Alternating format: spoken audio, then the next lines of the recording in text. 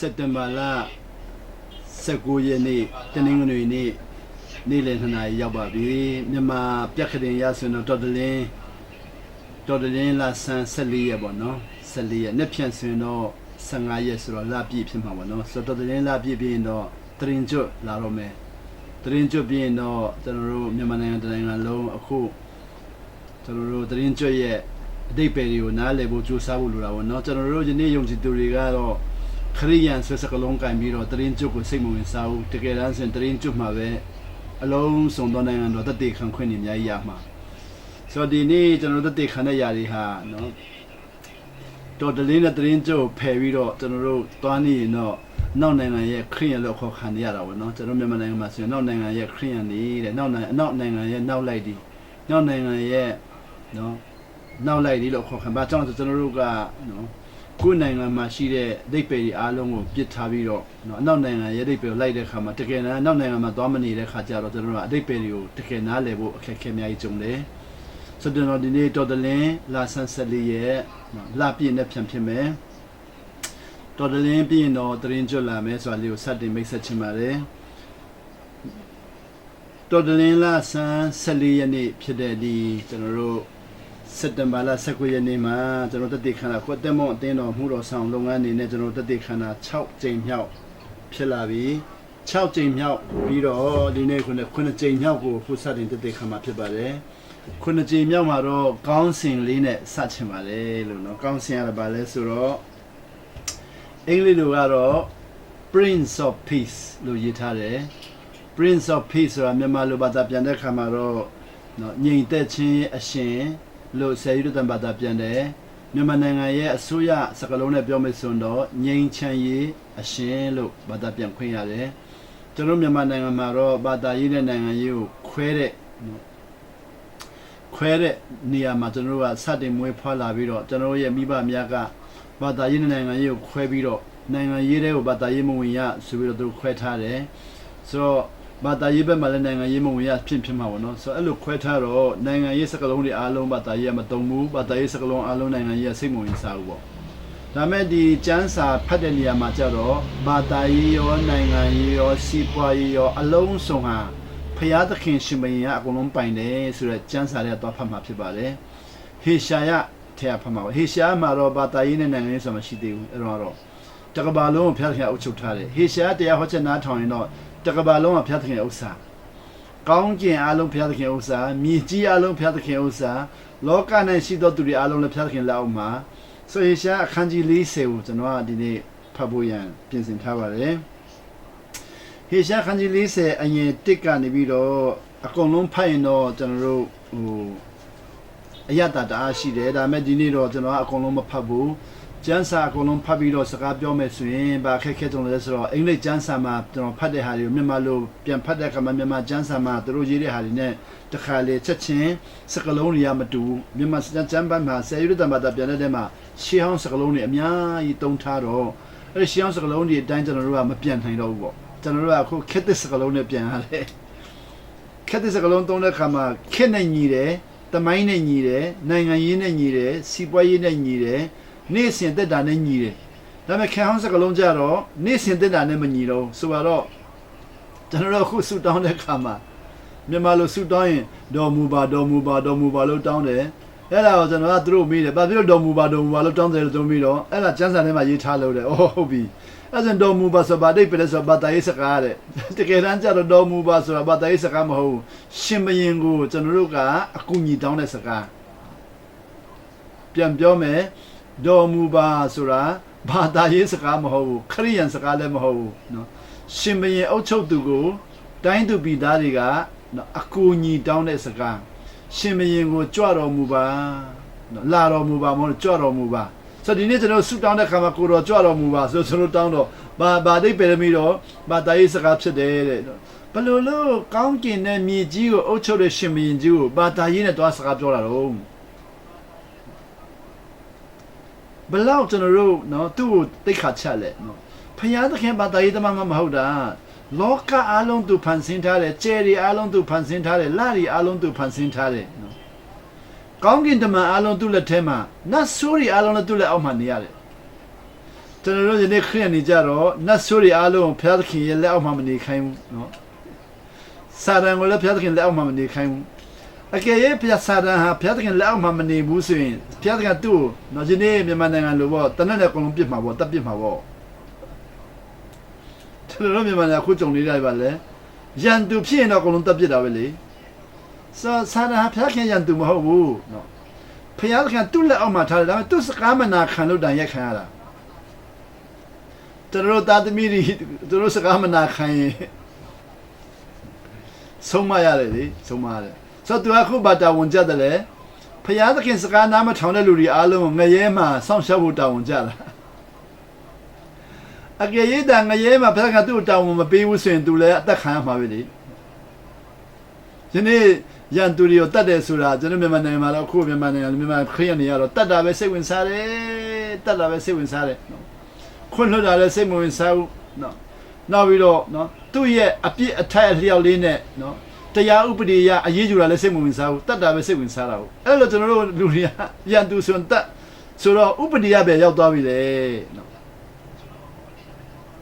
ဥပဒေမရှိတဲ့လူမျိုးတွေပဲမှာလေနော်အခြေခံဥပဒေမပါတဲ့လူမျိုးတွေပဲမှာလေကျွန်တော်တို့ကစိတ်ဆိုးတာနဲ့တခါလဲတဏှတ်ပြစ်ဆိုတော့အဓိပ္ပာယ်မရှိတော့ဘူးလေကျွန်တော်တို့ဘိုးဘွားတွေချင်းပြည်နယ်မှာနေခဲ့တော့ကနော်ရွာတိုင်းမှာစိတ်ဆိုးရင်ရွာသားတွေကိုနော်ရွာတကြီးတွေကတတ်ရွာစော်ဘွားတွေကတတ်ကောင်းဖြက်နော်သူတို့တင်လည်းသူတို့ကျွန်တွေကိုတင်ကြတဲ့မှာအရှင်လည်းနော်ဖုန်ခတ်ဆိုသူတို့မှာဥပဒေမှနားမလည်ခဲ့တာဟုတ်နားမလည်ခဲ့တာအခုကျွန်တော်အခြေခံဥပဒေတွေပြန်လေ့လာတဲ့ခါမှာလွန်ခဲ့တဲ့နှစ်ပေါင်း3000လောက်မှကဘာပေါ်မှာဥပဒေရှိတဲ့လူတွေအများကြီးရှိနေပြီလွန်ခဲ့တဲ့နှစ်ပေါင်း3000လောက်မှသူဥပဒေရှိနေပြီလွန်ခဲ့တဲ့နှစ်ပေါင်း9000မှတော့သူဥပဒေရှိနေပြီဆိုတော့ဂျိုဆက်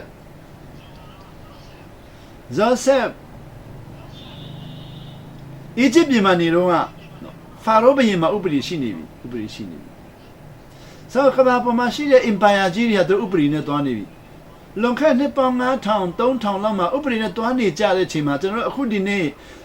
တခင်ခရစ်တော်ကျွန်တော်တို့စာချုပ်အသစ်လုပ်ပြီးတော့နိုင်ငံတော်တည်ထောင်ပြီးဖခင်သားသမီးဖြစ်တဲ့ကျွန်တော်တို့လူမျိုးခရစ်ယာန်တွေကဥပဒေနားမလည်သေးဘူးဆိုတော့နော်စိတ်ဆိုရင်ဒါနဲ့ခုတ်ဆိုတော့အတိတ်ပဲမရှိတော့ဘူးလေနော်ဒါကျွန်တော်တို့ကလည်းနောက်ကျကြံခဲ့တာပေါ့ဒါနောက်ကျကြံဆိုတော့ဒီနေ့ကျွန်တော်ဟေရှာခန်းကြီး40ကိုဖတ်တဲ့ခါမှာဘာပြောတယ်လဲဆိုတော့ဟေရှာခန်းကြီး40ထဲမှာကျွန်တော်အခုပထမဆုံးပြောမယ့်အကျမ်းပိုက်ကတော့အငယ်16နဲ့အငယ်23ကိုဖတ်ကြည့်မယ်အငယ်16နဲ့အငယ်23ကတော့ဒီနေ့ဟောချင်တဲ့အရာမဟုတ်ဘူးပေါ့ဒါပေမဲ့ဥပဒေမဲ့တဲ့လူတွေရဲ့အကြောင်းကိုသူကပြောတာပေါ့နော်ဟေရှာခန်းကြီး40အငယ်16မှာဘယ်လိုရေးတယ်လဲဆိုတော့ before him တဲ့နော်ဖယားသခင်ရှိမှတဲ့all nations are nothing as nothing before him all nations are as nothing ကိုရောရဲ့ရှင်မရင်အမြင့်ဆုံးတော့ကျွန်တော်တို့မြန်မာနိုင်ငံမှာတော့ဖယားသခင်လို့ပြောတယ်ဆိုတော့ဆယ်ရုပ်တန်ဘာသာပြန်ချက်ရဖယားသခင်လို့ပြောတယ်ဆိုတော့နည်းနည်းလေးကျွန်တော်ဖယားသခင်လို့ပြောအောင်တရုတ်ပြည်မှာတော့မိုးနမင်းလို့ပြောတယ်မိုးနမင်းကိုရီးယားနိုင်ငံမှာတော့မိုးနမင်းလို့ပြောတယ်ဆိုမိုးနမင်းရဲ့ရှေ့မှာတော့တဲ့ before him မြန်မာနိုင်ငံမှာတော့ဘုရားသခင်ရှိမှာပေါ့မိုးနမင်းရဲ့ရှိမှာတော့တဲ့ all nations are as nothing နိုင်ငံအားလုံးဟာဘာမှမဟုတ်ဘူးတဲ့ဘာမှမဟုတ်ဘူးနိုင်ငံအားလုံးဘာမှမဟုတ်ဘူးအမေရိကန်လည်းဘာမှမဟုတ်ဘူးရုရှားလည်းဘာမှမဟုတ်ဘူးတရုတ်လည်းဘာမှမဟုတ်ဘူးဘယ်လိုလဲပြောရတယ်လို့ကျွန်တော်မေးကြည့်ပါလားကျွန်တော်အခုအမေရိကန်သွားတဲ့ခါမှာလေ့လာကြည့်တယ်လေအမေရိကန်စာအုပ်အများကြီးဖတ်တယ်တမရရီစာအုပ်များဘီလီဂရဟမ်အာဗြဟမ်လင်ကွန်စာအုပ်လည်းဖတ်တယ်ဂျော့ချ်ဝါရှင်တန်စာအုပ်လည်းဖတ်တယ်အခုဆိုအိုဘားမားစာအုပ်တွေအများကြီးဖတ်တယ်ဘာမှမဟုတ်ဘူးအိုဘားမားတော့ဘာမှမဟုတ်ဘူးကျွန်တော်အိုဘားမားစာအုပ်အများကြီးဖတ်တယ်သူရဲ့စိတ်ကဘယ်လောက်သေးသိမ့်တယ်လဲဆိုတော့ဖယားသခင်ကိုလုံးဝမနာခံဘူးအဲ့လောက်ထိသေးသိမ့်တာဒါပေမဲ့ရှင်းနေဆိုတော့ကျွန်တော်တို့လူအတွေတော့မြေရန်ကြီးလိန်လို့ရတာပေါ့ဒီနေ့ကဘာပေါ်မှာနော်လူအတွေအလိန်နိုင်ဆုံးကရှင်းနေပြီပေါ့ရှင်းနေပြီကျွန်တော်တို့ကရှင်းနေကိုအထင်ကြီးပြီးတော့ဖယားသခင်ကိုနားမလဲတဲ့အထိဘဝပြတ်တဲ့လူတွေအများကြီးရှိတယ်ရှင်းနေပြီရှင်းနေ所以你嘛，偏是跟是嘛，all nations are as nothing， တိုင်းနိုင်ငံတွေဟာဘာမှမဟုတ်တဲ့သဘောပဲ They are regarded by him as worthless and less than nothing ဖယားသခင်အဲ့ဒီနိုင်ငံတွေမှာသူစကားမနာခံတဲ့လူတွေကိုတန်ဖိုးမဲ့အောင်တန်ဖိုးမဲ့တယ်လို့သတ်မှတ်တဲ့အပြင်တန်ဖိုးမဲ့တာထက်ပိုပြီးတော့တန်ဖိုးမဲ့ခိုင်းတယ်အဲ့ဒါကြောင့်ယေရမိခန်းကြီး46ဖတ်ကြည့်ပါလားယေရမိခန်းကြီး46မှာဖာရောဘုရင်ကြီးကိုဖျက်ခံပါပြောလဲမင်းကငါမြားတာနဲ့မြားမယ်ဆိုရှင်ဘုရင်ကြီးကိုငါမြားတာနဲ့မြားမှာယေရမိခန်းကြီး46အငယ်1ကနေပြီးတော့19တိဖတ်ကြည့်မင်းကငါမြားတာနဲ့မြားမယ်တဲ့မြားပြီးတော့ဘယ်လိုလုပ်မလဲဟိုးရေမရှိတဲ့ဘက်ကိုတခါလည်းပစ်ပလိုက်မယ်တဲ့ဆိုရေထဲမှာရှိတဲ့ဖာရောဘုရင်ကြီးကိုငါမြားတာနဲ့မြားပြီးတော့ကုန်းပေါ်ပစ်ပလိုက်မှာကုန်းပေါ်ပစ်ပြီးတော့မကောက်ဘဲနဲ့ထားမှာမင်းကငါမကောက်ဘူးတဲ့ကျွန်တော်တို့ငါမြားရင်ငါရရင်ကောက်တယ်လေသူကမကောက်ဘူးတဲ့မကောက်ဘူးဖယားတခင်တို့ဖာရောဘုရင်အသုံးမဝင်ဘူးဆိုတော့သူမကောက်ဘူးပေါ့ကျွန်တော်တို့အဲ့လောက်ထိနားလဲရင်ထာဝရအသက်ရှင်တဲ့ကျွန်တော်တို့တွေကအဲ့လောက်ထိနားလဲရင်ကဘာပေါ်ဘယ်နိုင်ငံမှမနေနေမကြောက်နဲ့ဆိုရင်ကျွန်တော်ကြောက်စရာမရှိဘူးဘုရားသခင်မကြောက်နဲ့ပြောရင်တော့ဒါပြောလေအရာခတ်တင်းကိုပိုင်ရှင်တဲ့ဘုရားသခင်မကြောက်နဲ့ပြောရင်ကျွန်တော်အဖေပြောတဲ့စကားကိုနာခံရင်ကြောက်စရာဘာမှမရှိတော့ဘူးစိတ်မပူနဲ့ဆိုရင်လည်းစိတ်ပူစရာဘာမှမရှိတော့ဘူး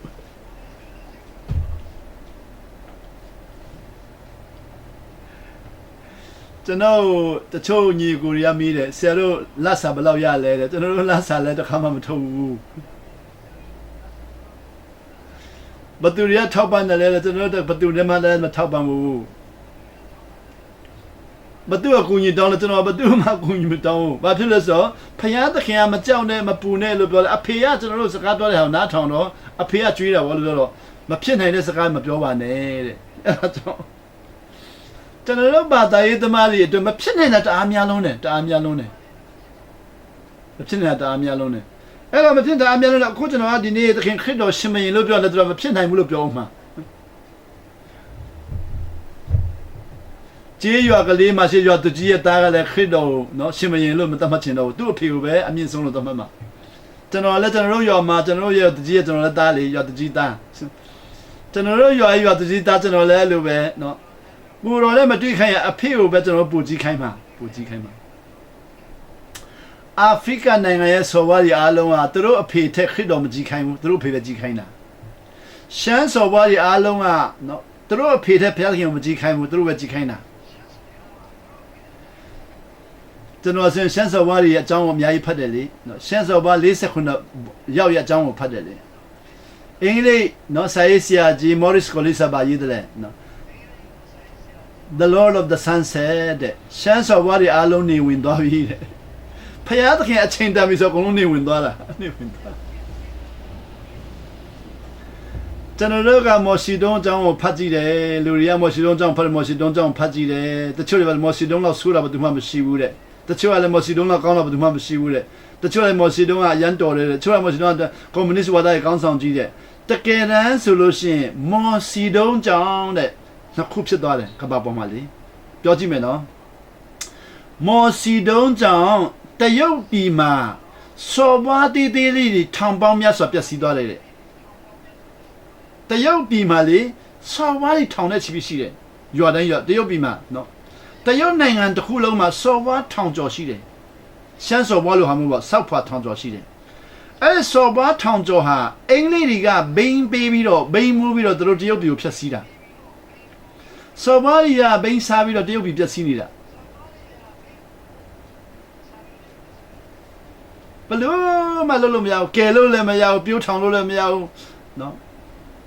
စမောစီတုံးတက်လာတော့အဲစော်ဘွားတွေအားလုံးပြတ်သွားတယ်မရှိတော့ခုတရုတ်ပြည်မှာစော်ဘွားမရှိတော့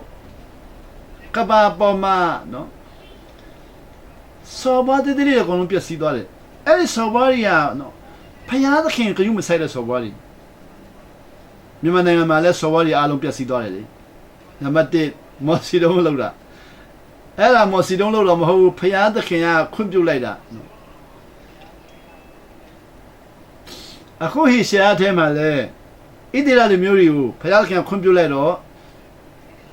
ဘာဘူးလုံနိုင်ငံရောက်သွားတယ်အရှုရိနိုင်ငံရောက်သွားတယ်နောက်ပြီးတော့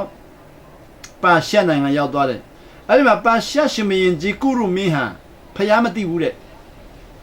ဒါပေမဲ့ဘုရားခင်အဲ့ဒီကုရုမင်းကိုတုံးပြီးတော့ဣသရေလလူမျိုးတွေအားလုံးပြန်ကယ်ပလိုက်တာကုရုမင်းကိုတုံးပြီးတော့စဖျားသခင်ကနော်ရှင်မင်းအားလုံးရဲ့ပင်မွန်းနမင်းအားလုံးရဲ့မင်းမိုးကောင်းကင်မှာရှင်နတ်ဒီအားလုံးရဲ့မင်းပဲလေကျွန်တော်အဲ့လိုနားမလဲပဲနဲ့ကျွန်တော်တို့အသင်းတော်ရဲ့ခေါင်းဆောင်လို့သွားနားလဲလိုက်တော့အသက်မွန်သင်းတော်ရဲ့ခေါင်းဆောင်လို့သွားနားလဲလိုက်တော့ကျွန်တော်အသက်မွန်သင်းတော်ကဖျားသခင်ကိုသင်းတော်ရဲ့ခေါင်းဆောင်သွားနားလဲလိုက်တော့အသက်မွန်သင်းတော်ကအတုံးမကျတယ်လို့ဖျားသခင်လည်းတုံးမကျတော့ဘူးအသက်မွန်သင်းတော်အားတယ်လို့ဖျားသခင်လည်းအားတော့ပြီအသက်မွန်သင်းတော်မျက်စိမရှိတယ်လို့ဖျားသခင်မျက်စိမရှိတော့ဆမ်မြန်မာနိုင်ငံအားလုံးဖျားခင်အုပ်ချုပ်စားလဲကိုကမိသွားပြီဆော့စားစရာမရှိရင်လဲကိုကမျက်စိမိတ်သွားပြီကြောက်စိတ်နဲ့ပြေးသွားပြီစဒီနေ့ဖာရောဘုရင်ကိုပြောကြည့်မယ်ဟေရှာယေရမိခန်းကြီး46ယေရမိခန်းကြီးအငယ်30ကနေပြီးတော့16အခုနဟေရှာ40အငယ်19ကတော့ဖယားသခင်ရှိတဲ့နိုင်ငံဒီဘာမှမဟုတ်ဘူးတဲ့အဲ့မှာဟေရှာခန်းကြီး40အငယ်23လေးကိုလည်းတစ်ချက်လောက်ကြည့်ချင်တော့ကြည့်လိုက်ပေါ့အဲ့မှာ he brings princes to naught တဲ့ဟေရှာခန်းကြီး40အငယ်23မှာရှင်မင်းကြီးကိုလည်းတဲ့ဘုရားသခင်ကတုံညအထိနင်းချပလိုက်တယ် he reduces the ruler of this world to nothing ကဘာကြီးအုပ်ချုပ်တဲ့ရှင်မင်းကြီးကိုလည်းဘုရားခင်ကတုံညအဖြစ်နဲ့လုပ်ပလိုက်တယ်တဲ့နေဘုခနေဇာကိုလည်းတုံညအဖြစ်နဲ့လုပ်တဲ့အပြင်မြက်ပင်စားခိုင်းတယ်ကျွန်တော်တို့အဖေမေတွေအရက်မူးနေတာဟာနော်ကျွန်တော်တို့ကတော့သူတို့အကျင့်ပြတယ်လို့ပြောတယ်ဘုရားခင်ကသူတို့ကိုအဲ့လိုလုပ်လိုက်တာကျွန်တော်အဖေမေတွေအရက်မူးပြီးတော့တာသမီးပါရက်ဆက်နေတာနော်ဘုရားခင်ကလုပ်လိုက်တာဘာလုပ်လဲဘုရားသခင်နားမလဲတော့သူတို့တာသမီးတော့သူတို့ကပြိုးထောင်မှမသိတော့ဘူးတော့တယ်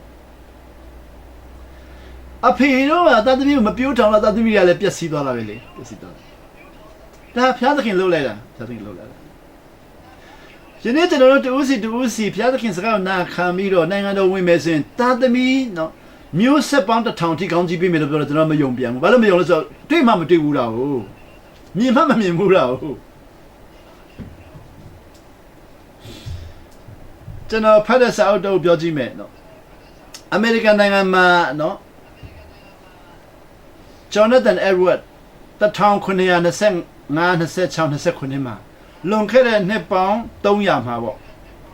1925 1825 1925 2025ဆိုတော့နှစ်ပေါင်း300မှာပေါ့လွန်ခဲ့တဲ့နှစ်ပေါင်း300မှာ1925 26 29မှာဂျော်နသန်အက်ဒဝတ်ကအသက်19နှစ်မှာပြောင်းလဲသွားတယ်ဆိုတာဖယားသခင်နဲ့တွေ့သွားတယ်ကျွန်တော်တို့အခုဘောနကင်ဖြစ်တယ်လို့ပေါ့ကယ်တင်ချင်းအခုခေတ်မှာကယ်တင်ချင်းရတယ်ပြောတယ်တကယ်တမ်းဆိုရင်တော့ဒုတိယတစ်ဖန်မွေးဖွားတယ်လို့ပြောတယ်ကျွန်တော်ကယ်တင်ချင်းရတယ်ဆိုတာကောင်းကင်ရောက်ဖို့ဆိုတာကျွန်တော်နားလည်ထားတယ်ဒါပေမဲ့ကျွန်တော်တဲ့အဲ့ဝါမဟုတ်ဘူးသူ့ဘဝအားလုံးပြောင်းလဲတယ်ဘဝအားလုံးပြောင်းလဲတယ်ကျွန်တော်တို့ကစိတ်သက်ပြောင်းလဲတာလည်းမရှိဘဲနဲ့ကယ်တင်ချင်းရတာပေါ့ဒီနေ့ကျွန်တော်မြန်မာနိုင်ငံမှာကယ်တင်ချင်းရတဲ့တော်တော်များစိတ်သက်လည်းမပြောင်းလဲဘူးအမြင်လည်းမပြောင်းလဲဘူးစိတ်ထားလည်းမပြောင်းလဲဘူးချင်းစိတ်လည်းမပြောင်းဘူးဗမာစိတ်လည်းမပြောင်းရှမ်းစိတ်လည်းမပြောင်းရွာစိတ်လည်းမပြောင်းတချို့တွေကနော်အမျိုးစိတ်လည်းမပြောင်းသူတို့ကအစည်းအကြောင်းမခံရသေးဘူး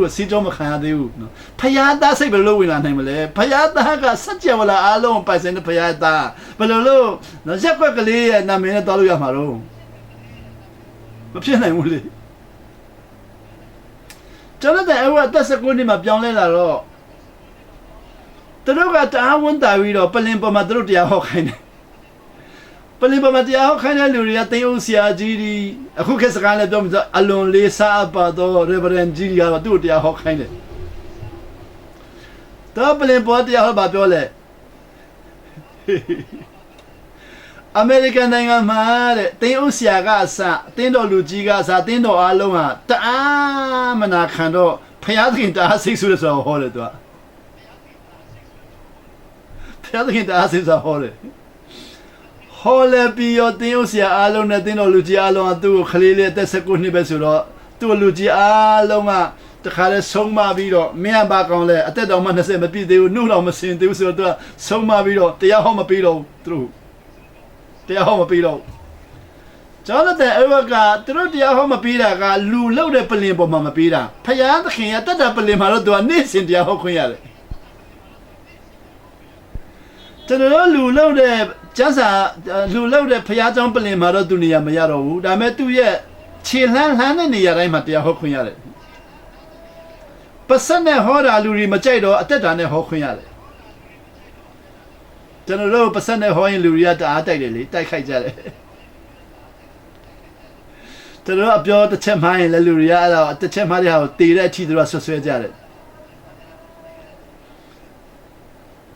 စကြဝဠာတဲ့အဲ့ကနော်လူလို့တဲ့ပလင်မှာတရားဟောခွင့်မရတော့တဲ့အတွက်အသက်တာနဲ့ဟောတယ်တက်တေခံတယ်ဘာဖြစ်လာလဲကဘာလုံးရဲ့ပထမနှုတ်ထမှုဖြစ်ခိုင်းတယ်ကဘာပထမနှုတ်ထမှုခြင်းမြန်မာနိုင်ငံမှာခရစ်ယာန်နဲ့နှုတ်ထမှုတက်ဆူတောင်းတယ်ဒါပေမဲ့စိတ်တော့မပြောင်းလဲဘူးနှုတ်ထမှုတက်ဆူတောင်းတယ်အမြင်မပြောင်းလဲဘူးနှုတ်ထမှုတက်ဆူတောင်းတယ်အယူဆလည်းမပြောင်းလဲနှုတ်ထမှုတက်ဆူတောင်းတယ်လာလည်းမနာခံဘူးသူတို့ကဆူတောင်းပြီးမိုးပွားနဲ့ကြက်မယ်လို့သူတို့ထင်တာပေါ့နှုတ်ထမှုဆိုတာမိုးပွားနဲ့မကြက်လာဘူးအတွင်းကနေထွက်လာတာနှုတ်ထမှုအားလုံးဟာမိုးပွားနဲ့မကြက်လာဘူးနှလုံးသားထဲကထွက်လာတာဂျောနသန်အဝတ်ကြောင့်ပထမကဘာနှုတ်ထမှုဖြစ်သွားတယ်ကဘာမှာဘာဖြစ်လာလဲလူတွေဟာနော်မနာခံလို့ဘဝပြည့်တယ်ဆိုတော့သူတို့ဘဝပေါ့တော့နောင်တရပြီးတော့အစာရှောင်ပြီးတော့နာခံတော့မယ်ဆိုတဲ့နော်ဆုံးဖြတ်ချက်တွေချပြီးတော့ဘဝကိုသူတို့ကကိုတော့အပြင်ခံဖို့ရသူတို့ဆက်ကကြတာပေါ့ကျွန်တော်တို့ကြတော့ကောင်းကင်ရောက်လက်မှတ်ရပြီဆိုတော့ကဲတင်ချင်းမပြောင်းနိုင်တော့ဘူးဆိုပြီးတော့ကြိုက်တယ်လို့အပြစ်လုပ်မယ်ကျွန်တော်အဲ့လိုသွားတာဟုတ်သူကမဟုတ်နောင်တရပြီးတော့မနာခံတဲ့ဘဝအားလုံးကိုပြန်ပြီးနောင်တရပြီးတော့အသက်တာကိုရင်းနှီးပြီးတော့ကိုတော့ရှိမှသူတို့လူထောက်ပြီးတော့ပြောင်းလဲလာတာအခု80နဲ့ထောင်ပြစ်လာတော့နှစ်ပေါင်း300ရှိလာပြီဂျောနသန်အဝတ်တော့တက်မရှင်တော့ဘူးပေါ့ဒါပေမဲ့သူ့ရဲ့ကိုတော်ပြီးတဲ့ထာဝရအသက်တော့ကျွန်တော်တို့အမြဲတမ်းခံစားခွင့်ရတယ်1990နှစ်မှာလွန်ခဲ့တဲ့နှစ်ပေါင်း30မှာပေါ့1990နှစ်မှာအမေရိကန်နိုင်ငံမှာရှိတဲ့တင်းအုပ်ဆရာကြီးအားလုံးကဂျောနသန်အဝတ်ဒီလောက်နော်အသက်တာပြောင်းလဲပြီးတော့နာခံပြီးတော့နောင်တရပြီးတော့တရားဟောလာတာသူ့သားသမီးကြီးကောင်းကြီးရမရစစ်ဆေးကြည့်မယ်ဆိုသူတို့စစ်ဆေးတယ်ဂျောနသန်အဝတ်ရဲ့သားသမီးကြီးကောင်းကြီးရမရစစ်ဆေးကြည့်တယ်တနိုင်ငံလုံးသူတို့လိုက်ရှာပြီးတော့ဂျောနသန်အဝတ်သားသမီးအားလုံးစည်ရင်ကောက်ပလိုက်တယ်စုစုပေါင်း295ယောက်ရှိတယ်295ယောက်295ယောက်အဲ့ဒီထဲမှာ288ယောက်ကောင်းကြီးရတယ်တဲ့6ယောက်ပဲကောင်းကြီးမရတာလေ6ယောက်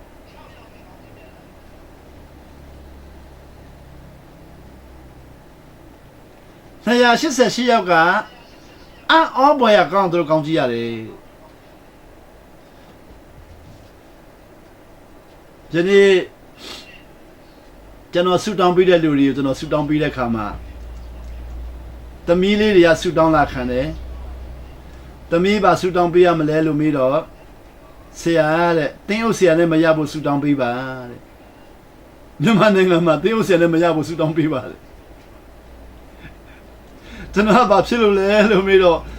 ကျမကိုယ်တိုင်တင်းအုပ်ဆရာတာသမီဖြစ်တယ်တဲ့တင်းအုပ်ဆရာတာသမီလောက်ဆင်းရဲတာကဘာမှမရှိဘူးတဲ့ကျမတို့တင်းအုပ်ဆရာတာသမီတွေဖြစ်လာတအားဆင်းရဲလို့တင်းအုပ်ဆရာနဲ့မရချင်တော့ဘူးတဲ့ကြည်စံမြန်မာနိုင်ငံတင်းအုပ်ဆရာတာသမီတွေဆူတောင်းပေးတဲ့ခါမှာအဖေရဲ့တင်းအုပ်ဆရာတာသမီတွေကတင်းအုပ်ဆရာပြန်မရချင်တော့ဘူးကျွန်တော်ကပြန်မေးတယ်အဲ့ဒါဆိုဘယ်သူနဲ့ရချင်တယ်လဲလို့မေးတဲ့ခါမှာတော့တင်းအုပ်ဆရာတာသမီမဟုတ်ရင်တော်ပြီတဲ့ကျွန်တော်ကတော့ယုံပါတယ်ဆူတောင်းပေးတဲ့ခါမှာတော့မျက်ရည်ကျတယ်ဘာဖြစ်လို့လဲဆိုတော့ဘာသာရေးမှာကိုကနေတဲ့ခါကျတော့ခရစ်တော်လည်းဘာသာရေးဖျားသခင်လည်းဘာသာရေးခရစ်တော်လည်းကိုယ်အသင်းတော်မှာဖျားသခင်လည်းကိုယ်အသင်းတော်မှာပူတော်ဆိုးသေးတယ်ကိုယ်အသင်းတော်ပလင်ပေါ်မှာသူမနေဘူးနော်ကိုယ်အသင်းတော်မှာလာတဲ့လူတွေကြိုက်တယ်လို့ခိုင်းလို့ရအောင်တကဝတ်မှာနေခိုင်းတယ်ကြိုက်တယ်လို့သူ့ကိုခိုင်းလို့ရအောင် တင်းအောင်ဆရာကြိုက်တယ်လို့ဟောတယ်တင်းသားတွေကခရစ်တော်ကြိုက်တယ်လို့ခိုင်းတယ်ဆိုတော့ရှင်မင်းဒီမှာတော့ဖြစ်တော့ရှင်မင်းအဲ့လိုလို့လောကမှာဖြစ်ရှိဘူးသလားကြားလည်းမကြားဘူးအဲ့တော့ကျွန်ဖာရောဘုရင်ကိုဖျားခင်ပါပြောတယ်လဲဆိုတော့ယေရမိခန်းကြီး46အငယ်30နဲ့18မှာဒီလိုပြောတယ်ကျွန်တော်ဖတ်ကြည့်မယ်နော်ယေရမိခန်းကြီး46အငယ်30 18မှာဒီလိုပြောထားတယ်30နဲ့စဖတ်ကြည့်မယ် But that day belongs to the Lord ဒုက္ခရောက်တဲ့နေ့ပြဿနာပေါ်တဲ့နေ့တိုင်းနိုင်ငံစစ်ပွဲဖြစ်တဲ့နေ့ရန်သူများတဲ့နေ့မြန်မာနိုင်ငံအခုကြုံတဲ့ဟာဒီအားလုံးဟာဖျားသခင်ပိုင်တယ်တဲ့အခုမြန်မာနိုင်ငံကျွန်တော်ဖြစ်နေတဲ့စစ်ပွဲအားလုံးဟာဖျားသခင်ပိုင်တယ်အခုအမေရိကန်မှာရှိတဲ့စစ်ပွဲအားလုံးဖျားသခင်ပိုင်တယ်အခုအာဖဂန်နစ္စတန်မှာရှိတဲ့စစ်ပွဲအားလုံးဖျားသခင်ပိုင်တယ်ရုရှားစစ်ပွဲတရုတ်စစ်ပွဲမြန်မာစစ်ပွဲချင်းစစ်ပွဲအားလုံးဖျားသခင်ပိုင်တယ်ဖျားခင်ပိုင်တယ် The Lord Almighty အမြင့်ဆုံးသောမွန်းနှမင်းပိုင်ထားတယ် The sword will devour till it is satisfied အဲ့တော့မနာခံတဲ့လူတွေအားလုံးကိုဒါလက်နဲ့ကအငတ်ပြည်တဲ့အထိနော်ခုတ်ခံရမယ်တဲ့ဒါလက်နဲ့တွေနဲ့အငတ်ပြည်တဲ့အထိခုတ်ခံရမယ်ကျွန်တော်တို့တွေကနော်မနာခံရင်ဒါလက်နဲ့တွေအငတ်ပြည်တဲ့အထိတက်ခါမှာဂျာမနီနိုင်ငံကိုရောက်သွားတော့အဲ့မှာဂျူးလူမျိုးတွေတက်တဲ့နေရာကိုကျွန်တော်တို့သွားပြတော့ကျွန်တော်သွားကြည့်တော့ဂျူးလူမျိုး9တန်းတက်ခံရတယ်ဟစ်တလာကသူတို့တက်တဲ့ခါမှာသူကဂျီနတ်တဲ့ထိတက်တယ်တက်တာတော့မှနာမည်စင်းကောက်ပြီးတော့တက်တာကျွန်တော်တို့တွေကြတော့နာမည်စင်းမကောက်ပဲနဲ့မျက်စိမိတ်ပြီးတော့တက်ပလိုက်တယ်လေ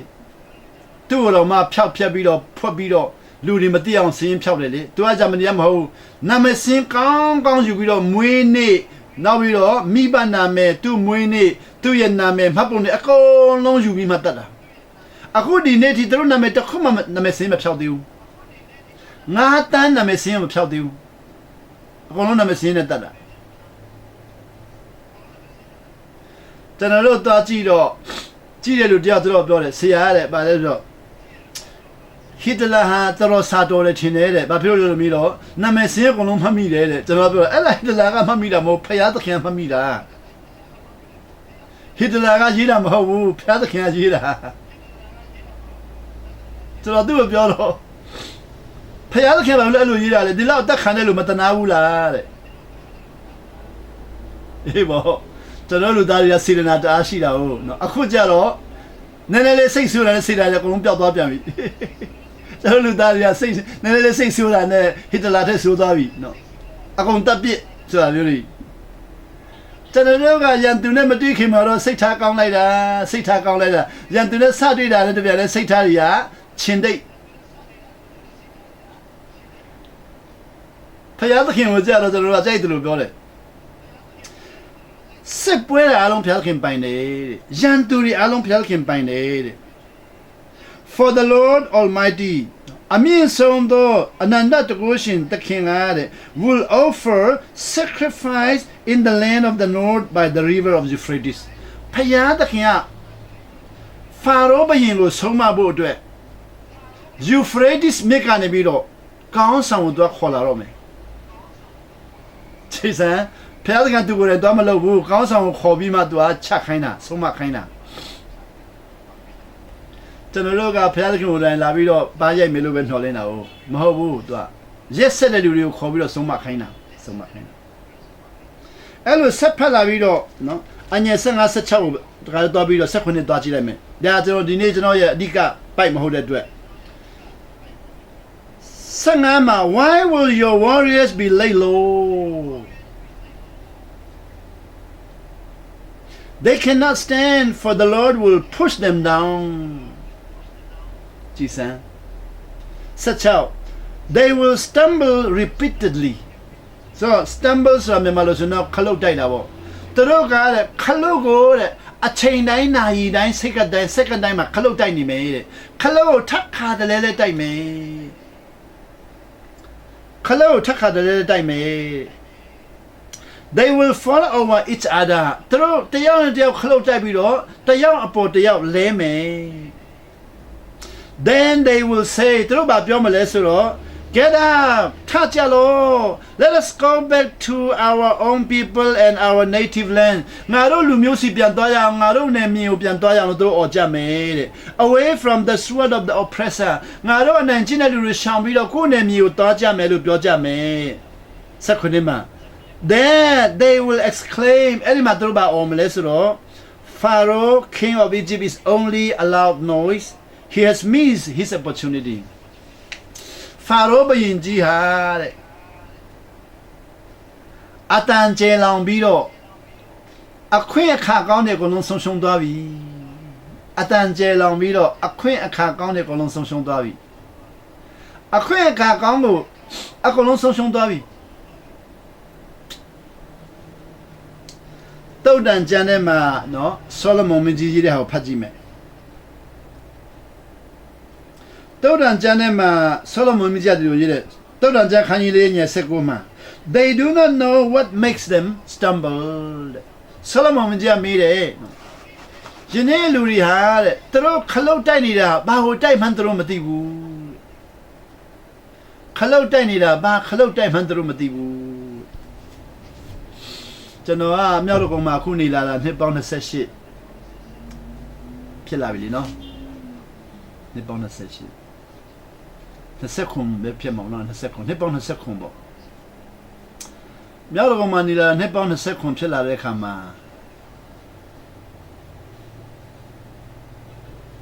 ကျွန်တော်တက်တဲ့ခံတဲ့ຢာလေးတွေကိုပြန်နှားထောင်ကြည့်တယ်မြောက်တော်ကောင်မှာကျွန်တော်တခါလေကြောက်ခဲကိုခလုတ်တိုက်မိတယ်ကြောက်ခဲခလုတ်တိုက်မိရင်ကျွန်တော်ကြောက်ခဲကိုစကားပြောတယ်ဟိုးကြောက်ခဲကျွန်တော်ပေါ့ဆလို့ကျွန်တော်သတိမထားလို့ကျွန်တော်ခြေထောက်ကိုကျွန်တော်ကောင်းကောင်းဂယုမဆိုင်လို့တိုက်မိတာဖြစ်ပါတယ်အဲ့ဒါကြောင့်ကြောက်ခဲလေးကိုကောက်ပြီးတော့လမ်းဘေးမှာသွားထားတယ်လမ်းဘေးမှာပဲနေပါကျွန်တော်လိုပေါ့ဆတဲ့လူတွေဂယုမဆိုင်တဲ့လူတွေအားနေတဲ့လူတွေကထက်ခါတဲ့သူတို့တိုက်လာလို့ရှင်သူတို့စိတ်ဆိုးပြီးတော့ကြောက်ခဲကိုယူပြီးတော့ဟိုးအဝေးကြီးကိုပစ်ပလိုက်မယ်ဆိုတော့ကြောက်ခဲတံပိုးကိုသူတို့ပျောက်ခိုင်းမယ်ကျွန်တော်ကလမ်းဘေးမှာထားတယ်တနေ့နေ့ကြောက်ခဲလို့ချင်းတဲ့လူရှိရင်ပြန်ကောက်လို့ရအောင်ကြောက်ခဲတံပိုးတိတဲ့လူတွေကပြန်သုံးလို့ရအောင်လမ်းဘေးမှာထားတယ်လို့ပြောတယ်အဲ့ဒါကိုလူတွေကမှတ်ထားပြီးတော့နော်အခုသူတို့ပြန်ပြောကြတယ်ဘာပြောလဲကြောက်ခဲကိုကောက်ပြီးတော့လမ်းဘေးမှာဘာကြောင့်ထားတယ်လဲကျွန်တော်ကပြောတယ်ကြောက်ခဲတိုင်းမှာတံပိုးရှိတယ်ဆိုတာကိုလူတွေမသိဘူးကြောက်ခဲတံပိုးသိတဲ့လူတွေကကြောက်ခဲကိုလိုက်ရှာပြီးဝယ်နေကြတယ်ကျွန်တော်တံပိုးမသိတဲ့လူကြောက်ခဲကိုလွှင့်ပစ်ပြီးတော့နော်လွှင့်ပစ်တယ်ဆိုတော့ကျွန်တော်တို့လွှင့်ပစ်တဲ့လူတွေကကြောက်ခဲတံပိုးမသိတဲ့လူတွေလိုက်ရှာပြီးဝယ်တဲ့လူတွေကကြောက်ခဲတံပိုးသိတဲ့လူတွေခလုတ်တိုက်ယုံနဲ့ကြောက်ခဲလွှင့်ပစ်တဲ့လူတွေကကြောက်ခဲတံပိုးမသိတော့ကြောင်းအခွင့်အခါကောင်းဆုံးရှုံးသွားပြီဒီနေ့တော့သဘောပေါက်သွားပြီယနေ့ခွင့်လွှတ်ရမယ်လို့မသိဘဲနဲ့မုန်းတဲ့လူဟာအခွင့်အခါကောင်းဆုံးရှုံးသွားပြီကိုရှေ့မှာခွင့်လွှတ်ရမယ်လူလာတာကိုမသိလို့ခလုတ်တိုက်ပြီးတော့အဝေးရောက်ဆွန့်ပလိုက်မယ်လို့ဆုံးဖြတ်တဲ့လူဟာနိုင်ငံတော်ဆုံးရှုံးသွားပြီနိုင်ငံတော်ကောင်းကြီးကိုသူကခလုတ်တိုက်ပြီးတော့ဆုံးရှုံးသွားပြီကြောက်ခဲကနေပြီးတော့နိုင်ငံတော်အထိသဘောပေါက်ခွင့်ဖျက်ရှင်ပေးလာတယ်Solomon မင်းကြီးကတော့သူတို့ဘာခလုတ်တိုက်မှန်းသူတို့မသိဘူးတဲ့ They do not know what makes them stumble သူတို့ခလုတ်တိုက်နေတာဘာမှန်းသူတို့မသိဘူးတဲ့ဖားကန်သွားတဲ့လူကကြောက်စိတ်ခလုတ်တိုက်ပြီးတော့မသိလို့လွှင့်ပစ်တာမျိုးပေါ့ဒီနေ့ကိုရှိမှခွင့်လွှတ်ရမယ်လို့ရောက်လာတဲ့ခါမှာခွင့်လွှတ်လိုက်ရင်အဆက်တရားရမယ်ဆိုတော့ကိုတော်ပြောတဲ့ကွာမသိလိုက်တဲ့အတွက်ကြောင့်ခွင့်လွှတ်ရမယ်လို့ခွင့်မလွှတ်မယ်တဲ့ခါလေးကိုသူ့ကိုတခါလဲလွှင့်ပလိုက်တဲ့ခါကျတော့ပါထုတ်ပလိုက်တဲ့ခါကျတော့တနက်နဲ့ပြစ်ပလိုက်တဲ့ခါကျတော့ဖာရောဘုရင်ကြီးကအတန်တာကျဲတယ်တဲ့အခွင့်အခါကောင်းဆုံးရှုံးသွားပြီတဲ့ကျွန်တော်အတန်ကျဲတယ်ဗာကျဲလဲ Facebook မှာတကဘာလုံးကြီးညာတယ်အတန်ကျဲလိုက်တာအတန်ကျဲလိုက်တာ Facebook မှာတကဘာလုံးငါကြောက်ခဲတိုက်မိပြီဆိုကြီးညာပြီးတော့နာလိုက်တာလို့ကြီးညာတကဘာလုံးလဲအော်ကြောက်ခဲတိုက်တာလားဟုတ်သားပဲတနာလိုက်တာဆိုတနာပြီးတော့တကဘာလုံးကိုကြီးညာပြီးတော့အတန်တာကျဲတယ်ခွင့်လွှတ်ခြင်းဆုံးရှုံးသွားပြီ အခွင့်အခါကောင်းဆုံးရှုံးသွားပြီနတ်နေတဲ့အရာကိုသူ့ရှိမှဘုရားခင်ပို့ပေးတာကိုမသိဘူးသူကပြန်ရှာတဲ့ခါကျတော့တကဘာလုံးလိုက်ရှာလိုက်မယ်ကျွန်တော်တို့ညရတော့တရားဟောချက်တစ်ခုပြောကြည့်မယ်ငတ်မှုခေါင်းပါချင်းရောက်လာမယ်တဲ့သူတို့ကျမ်းစာဖတ်ပြီးတာကြော်ရခန်းချင်းနှစ်တဲ့ငတ်မှုခေါင်းပါချင်းရောက်လာမယ်တဲ့ဒါပေမဲ့အစားစားငတ်မှုခေါင်းပါချင်းမဟုတ်ဘူးတဲ့ဟိုကငတ်မှုခေါင်းပါချင်းမဟုတ်ဘူးတဲ့ဒီဟာငတ်မှုခေါင်းပါချင်းမဟုတ်ဘူးတဲ့နှုတ်ကပတ်တော်ငတ်မှုခေါင်းပါချင်းရောက်လာမယ်ကြော်ရမှာတော့ငတ်မှုခေါင်းပါချင်းဆိုတာနှုတ်ကပတ်တော်ကအဲ့ဒီခါမှာတော့တဲ့တင်တို့သားသမီးတွေတင်တို့သားတွေတင်တို့သမီးတွေတင်တို့ဆရာကြီးတွေဟာတဲ့တကဘာလုံးလင်းပြန်စီးပြီးတော့လိုက်ရှာမယ်တဲ့တွေ့မှာမဟုတ်ဘူးအော်ဆရာယနေ့မြန်မာနိုင်ငံကဆရာကြီးတွေအမေရိကန်လင်းပြန်စီးပြီးတော့ကျန်းစာဆောင်သွားတက်တယ်မတွေ့ဘူးဖိလစ်ပိုင်ကျန်းစာဆောင်သွားတက်တယ်မတွေ့ဘူးခရီးရန်မှုတော်ဆောင်လုပ်ငန်းတွေမှာစီဝေးသွားတက်တယ်မတွေ့ဘူးဘွဲတွေအများကြီးရလာတယ်မတွေ့ဘူးဒေါက်တာဘွဲတွေဆော့ခူလာတယ်မတွေ့ဘူးဒေါက်တာဘွဲရပြီးတော့ဒေါက်တာဘွဲရတဲ့ပွဲတွေလောက်လာတယ်မတွေ့ဘူးဒေါက်တာဘွဲနှလုံးသလုံးရပြီးမှနော်ခွင့်လို့ရမယ်လို့တပ်ပလိုက်တဲ့သူကဒေါက်တာဘွဲ၄-၅ခုရပြီးမှကိုယ့်အိမ်ရှိမှခလုတ်လေးတိုက်တာကိုကြောက်ခဲကိုလွှင့်ပလိုက်ဆိုတော့ကိုယ့်အိမ်ရှိမှခွင့်လို့မဲ့လူတယောက်တွေ့တာကိုခွင့်မလွှတ်ဘဲနဲ့တပ်ပလိုက်ဆိုတော့တကဘာလုံးလိုက်ရှာထားတာပါကိုလိုက်ရှာတာတော့အမေရိကန်ထိလင်းပြန်စီးတော့ကျန်းဆောင်သွားတက်တယ်ပါတွေ့လေတကဘာလုံးကျန်းစာကြောင်းအားလုံးကိုမှွေနှောက်ပြီးတော့ကျန်းစာကိုအားလုံးမှွေနှောက်ပြီးသွားရှာနေတာဘာကိုသွားရှာနေတာတော့ခလုတ်တိုက်တဲ့အရာကိုမသိဘဲနဲ့ရှာနေတာပါရှာနေတာတော့ဆိုဒီနေ့ကျွန်တော်တို့ခရစ်စမတ်လမှာမြေနာဟောတဲ့ကျမ်းပိုက်လေးပေါ့ဟေရှာယအခန်းကြီးကိုအငယ်6ခရစ်စမတ်လမှာလူရတာဟောတယ်ဘာလို့ဟောတယ်ဆိုတော့ငါတို့အဖို့သူငယ်တော်ဖွားမြင်ပြီတဲ့ခရစ်စမတ်နေ့မှာငါတို့အားတနာတော်မူပြီတဲ့ခရစ်စမတ်နေ့မှာညမှာအတန်အေးချမ်းချမ်းနဲ့ထိုသူဒီတဲ့အုပ်စိုးခြင်းအာဏာရှိလိမ့်မယ်တဲ့နာမတော်ကတဲ့မြန်မာလူကတော့နော်အင်္ဂလိပ်လိုနဲ့မြန်မာလိုနည်းနည်းကွာတယ်နာမတော်ကားလည်းပြီးတော့အင်္ဂလိပ်မှာတော့ wonderful counselor လို့ရေးထားတယ်မြန်မာလိုတော့ wonderful counselor ကို wonderful လို့တော့ adjective လို့မရေးဘဲနဲ့အော်ဘွယ် noun အဖြစ်နဲ့ရေးလိုက်တယ်မြန်မာလိုတော့သူ့နာမည်ကတဲ့အော်ဘွယ်တိုင်ပင်ဖက်ဆိုတော့နှစ်ခုဖြစ်သွားတာပေါ့မြန်မာလိုတော့အော်ဘွယ်တိုင်ပင်ဖက်တကူကြည်သောဖရာသခင်ထာဝရဖရာညင်သက်ခြင်းအရှင်၅ခုလို့ပြလိုက်တယ်အင်္ဂလိပ်လိုမှာတော့၄ခုပဲရှိတယ်၄ခု၅ခုမရှိဘူးနံပါတ်1နဲ့2ကအင်္ဂလိပ်လိုတစ်ခုပဲ wonderful counselor ဆိုတာအော်ဘွယ်အလွန်ကောင်းသောတိုင်ပင်ဖက်ရိုးရိုးအော်ဘွယ်မဟုတ်ဘူးအော်ဘွယ်အလွန်ကောင်းသောတိုင်ပင်ဖက်ဒီနေ့ကျွန်တော်မြန်မာနိုင်ငံမှာခုကြုံတဲ့အားလုံးကိုတိုင်ပင်မယ်ဆိုရင် UN တိုင်ပင်တာထက်သူ့တိုင်ပင်တာပိုပြီးအော်ဘွယ်ကောင်းတယ်ကျွန်တော်တို့ကျတော့ UN တိုင်ပင်လိုက် BBC တိုင်ပင်လိုက် VOA တိုင်ပင်လိုက် CNN တိုင်ပင်လိုက်ဒါဒီအားလုံးဟာကျွန်တော်စင် CNN ကနားထောင်လုံးမူသွားပြီ1990ရာနဲ့စပြီးတော့ CNN ကိုတအားကြိုက်လာပြီးတော့နောက်ဆုံးမှာတော့ CNN ဌာနချုပ်သွားပြီးတော့ CNN ဌာနချုပ်မှာသွားလေးလာတော့ CNN ဌာနချုပ်မှာအခုတကယ်ဟောကောင်းတဲ့လူကအချောက်လူတို့ချောက်မဟုတ်ဘူးနော် gay ဖယားသခင်ကယူမဆိုင်တဲ့လူအဟောကောင်းတိုင်းဘဝလှတာမဟုတ်ဘူးအဟောကောင်းတိုင်းဘဝလှတာမဟုတ်ဘူးဖယားเจ้าမှာအဟောကောင်းဆုံးလူတွေဟာနော်နိုင်ငံတော်တက်တာမဘဝလှချင်မှလှမှာနာခံခြင်းမရှိရင်အဟောကောင်းတာလှုပ်ရှားလို့မရဘူးဆိုတော့ဒီမှာကျွန်တော်ခရစ်စမတ်နေ့မှာအဲ့လိုနော်အော်ဘွယ်တော်တိုင်မင်ဖဲတကူကြည်တော်ဖယားသခင်ထာဝရဖယားညင်သက်ခြင်းအရှင်လို့ဟောပြီးတော့ခရစ်စမတ်လည်းပြီးရောသူ့ရဲ့အရေးချင်းအားလုံးပျောက်သွားပြီမရှိတော့ခရစ်စမတ်နေ့မှာပဲတည့်ရရင်ချင်းရှိတယ်ဒီကျမ်းပိုက်ဟာခရစ်စမတ်မှာဖတ်တဲ့ကျမ်းပိုက်လို့ဘယ်သူကတတ်မှတ်လဲလည်းမသိဘူးနော်ကျွန်တော်မိဘတွေကဘယ်ချိန်မှာတို့ကသွားတတ်မှတ်ပြီးတော့ခရစ်စမတ်ကျရင်အဲ့ဒီပိုက်ဟောရမယ်လို့တတ်မှတ်လည်းမသိဘူးဒီတပတ်မှာအဲ့ဒီကျမ်းပိုက်ကိုရေးတော့ကျွန်တော်ခရစ်စမတ်ကျမ်းပိုက်ပဲလို့ပြောတဲ့လူတွေရှိကြတာပေါ့နော် ကျွန်တော်လည်းဟုတ်တယ်ခရစ်စမတ်ကျမ်းပိုက်ပဲဒါပေမဲ့ခရစ်စမတ်ကလည်းဖယ်ထုတ်လိုက်ရအောင်ဘာလို့ခရစ်စမတ်မှာတော်ထိန်တနာစရာကောင်းတယ်ဒီလောက်အောင်ပွဲကောင်းတဲ့ကျမ်းပိုက်ကိုခရစ်စမတ်နေ့မှာသွားထားလိုက်တော့တစ်နှစ်မှာတစ်ရက်လောက်တစ်ပတ်လောက်မှာသွားထားတော့နာလုံးတာပေါ့မလားလုံးဘူးလားအခုတော့ကျွန်တော်ခရစ်စမတ်တက်မဟုတ်ဘူးနိုင်ငံတော်တက်ပြောကြည့်မယ်ဟေရှာခန်းကြီးကိုအငယ်6ကနေစပြောမယ်အကြောင်းမူကားအဲ့ဒါမှာအကြောင်းမူကားတဲ့ငါတို့အဖို့တုန်ငယ်ကိုဖွားမြင်နေငါတို့တားကိုတနာတယ်ဘသူကလဲဆိုဖယားသခင်ကထိုသူဒီတဲ့အုပ်ဆိုးခြင်းအာနာဆက်ရှိလိမ့်မယ်ဆိုတော့ तू ကအုပ်ဆိုးမယ်တခင်ခရစ်ကားတိုင်းအတေခံပြီးနောက်ဒီနေ့အထိတခါမှမအုပ်ဆိုးသေးဘူးကျွန်တော်သိတယ်လို့ကျွန်တော်ချင်းလူမျိုးတွေမှာလည်းခရစ်တော်အုပ်ဆိုးတာမတွေ့ဘူးမြန်မာနိုင်ငံမှာလည်းခရစ်တော်အုပ်ဆိုးတာမတွေ့ဘူးကျွန်တော်ချင်းတော်မှာတရားတော်ဟောတော့ဟာခါမှာတရားဆွဲခံရတယ်နော်လက်ဖိတ်ဆိုင်မှာအစော်ကားခံရတယ်ဟာခါချမ်းသာဆုံးတော့ကျွန်တော်လက်ဖိတ်ဆိုင်မှာလာပြီးတော့ပြောလဲမင်းကတိတ်အုပ်စီယာတရားဟောရင်ဘာသာရေးဟောပါလားဘာလို့နိုင်ငံရေးအကြောင်းပြောတယ်လဲတဲ့ကျွန်တော်ကပြန်ပြောတယ်ဟောကျွန်တော်ကနော်ဘာသာရေးအကြောင်းပဲပြောမှာဆိုတော့ तू ကပြောလဲ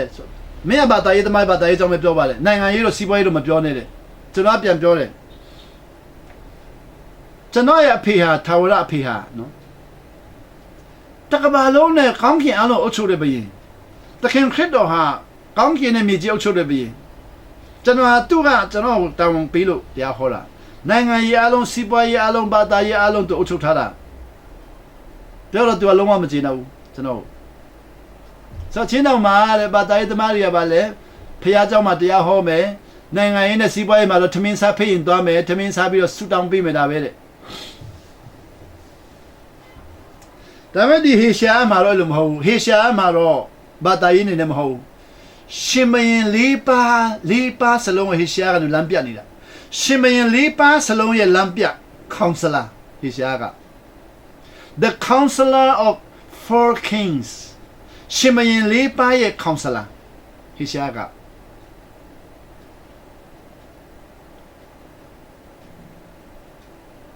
ဟေရှာကရှင်မယင်၄ပါးကိုတယောက်ပြီးတယောက်တည်တာကို counseling လုပ်တာ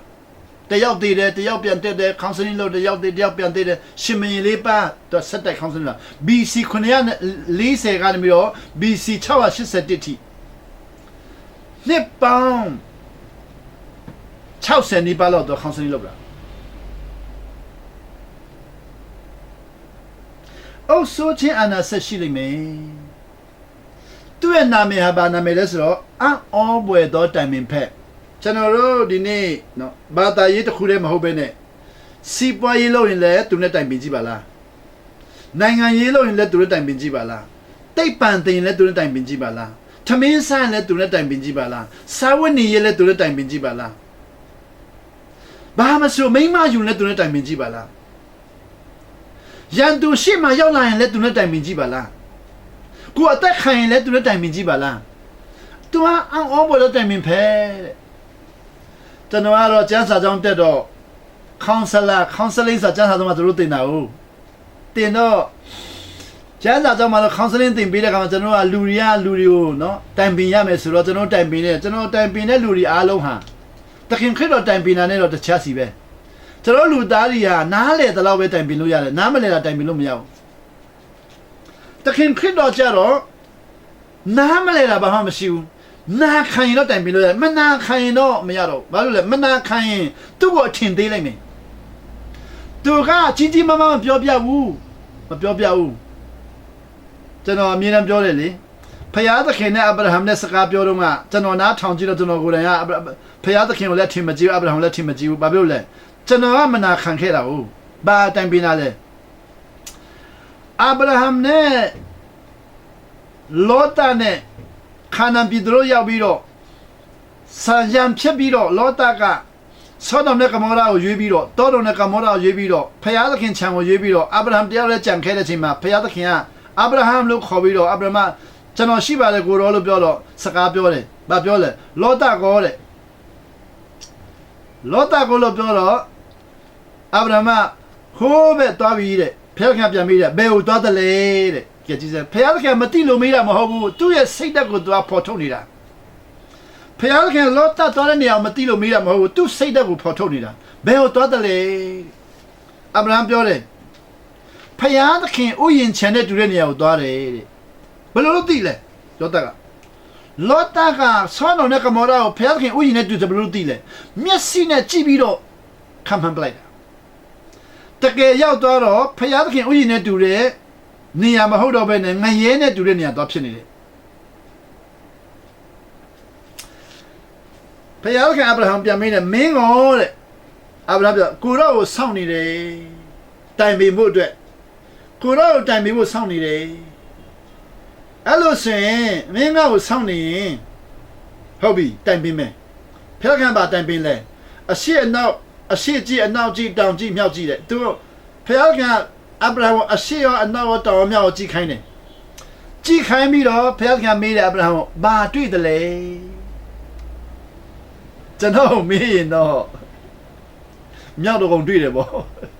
ကျွန်တော်မြောက်တော့ကုန်ရောက်ခါစားတော့အိုးဘယ်သူမှလာမနေချင်ဘူးကတ်တရားလမ်းလည်းမရှိဘူးရေလည်းမရှိဘူးရှွန့်နေမှနေတာသမင်းစားတဲ့စပွဲတော့မရှိဘူးစပါတွေ့တယ်လဲဆိုမြောက်တော့ကုန်တွေ့တယ်သူကတော့ဘာတွေ့တယ်လဲလို့မေးတော့6ကတ်တဲ့တောကြီးကိုတွေ့တယ် I see a dry land 6ကတ်တဲ့မြေကိုနယ်မြေကိုတွေ့တယ်ကျွန်တော်တို့ယုံကြည်သူဖြစ်လာတာလေ6ကတ်တဲ့နေရာကိုသွားချင်တဲ့စိတ်နဲ့ဖြစ်လာတာမဟုတ်ဘူးစိမ့်တဲ့နေရာကိုသွားချင်တာကျွန်တော်တို့ယုံကြည်သူဖြစ်လာတာခရိယန်ဖြစ်လာတာလူတွေအများကြီးဟာဖယားသခင်နဲ့စာချုပ်ဖြစ်လာမဟုတ်စိမ့်တဲ့နေရာကိုသွားချင်လို့ဖြစ်တာ6ကတ်တဲ့နေရာသွားခိုင်းရင်ကျွန်တော်တို့ကစိတ်တကြနိုင်တယ်ကြားတယ်6ကတဲ့နေရာကိုတွေ့တယ်ကျွန်တော်ရဲ့စိတ်ထားမှာတော့ဘလို့စိတ်လဲဆိုဆိုတော့ဖယားသခင်ကတော့တော်ထားကြည့်တယ်နော်ရှင်မရင်ကြီးဆိုတော့wait a minute ငါ့ကိုဆောင်းအောင်ငါစိမ့်လန်းဆိုပြတဲ့နေရာလိုက်ရှာပေးဦးမယ်နောက်ပတ်ပြန်လာပြီးတော့ပြန်လာခေါ်မယ်လို့ပြောမယ်ထင်တာကျွန်တော်တို့ကစိမ့်လန်းတဲ့နေရာပဲစိတ်ဝင်စားတော့ဖယားသခင်အာဗြဟံမင်းကိုဒီ6ကတဲ့နေမြေအလုံးပေးတယ်6ကတဲ့နေမြေအလုံးပေးတယ်စိမ့်လန်းတဲ့နေမြေကိုမရှာပေးဘူးဒါပေမဲ့ပြောလဲမင်းနဲ့ငါအတူရှိမယ် wonderful counselor အော်ဘွယ်ကောင်းတော့တိုင်မင်ဖက်ကသူ့နားမှာရှိမယ်အော်ဘွယ်ကောင်းတော့တိုင်မင်ဖက်ကသူ့နဲ့တူရှိမယ်ကျွန်တော်တို့ဒေါက်တာဘွဲနော်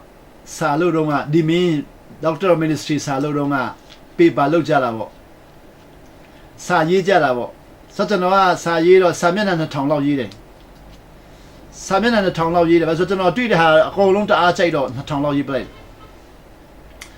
စာမျက်နှာ2000လောက်ရေးတော့သူတို့ကပြောတယ်ဆိုတော့ဆရာကြီးတွေကစာမျက်နှာ2000လောက်ကနေပြီးတော့စာမျက်နှာ140ထိလျှော့ရမယ်တဲ့ဆိုတော့1000ကျော်ကိုလွှင့်ပလိုက်ရမယ်ကျွန်တော်ကတော့မလွှင့်ချင်ဘူး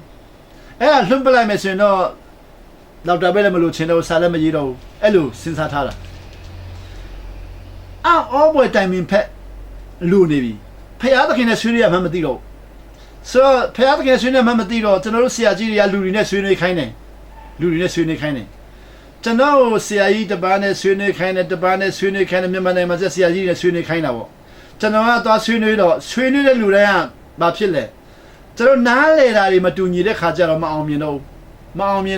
ကျွန်တော်လည်းမလုပ်တော့ဘူးဆိုဆုံးဖြတ်လိုက်တယ်ချင်းအောင်ကတော့ပလိုက်တယ်ဟာခါမှတရားတော်ဟောပလိုက်တယ်ရေးလည်းမရေးတော့တက်လည်းမတက်တော့ဆိုတော့တော်ရေးပလိုက်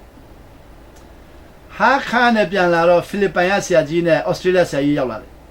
သူတို့ကကျွန်တော်ရဲ့ပေပါကိုကြည့်ချင်တယ်တဲ့သူတို့ကြည့်တယ်ဘာပြောလဲသူတို့က